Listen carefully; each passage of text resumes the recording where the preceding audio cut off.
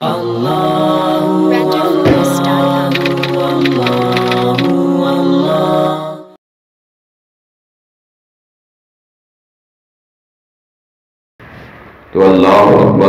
اکبر لا الہ الا اللہ اللہ اکبر وللہ الحمد۔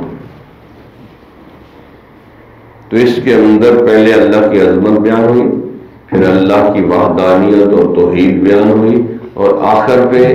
کہ اللہ کی عظمت و کبریائی اور اللہ نے جو ایمان کی توفیق دی اس پر شکر ادا کرنے کا بھی ہے، وللہ الحمد۔ تو اللہ اکبر لا الہ الا اللہ اکبر وللہ الحمد۔ اور اس میں ردم بھی ہے، جیسے شاعری میں ہوتا ہے نا شعر، اس میں ردم بھی ہے کہ بار بار دل خود چاہتا ہے اس کو پڑھنے کو کہ اللہ اکبر لا الہ الا اللہ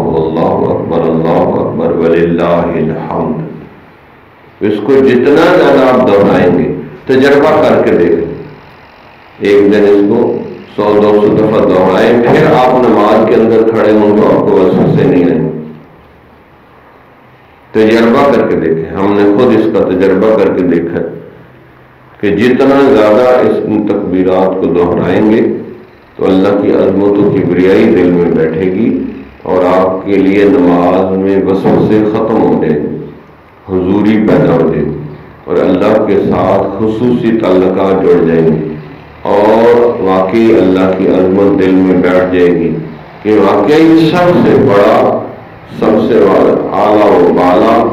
عظمت والا، شان والا اللہ ہے۔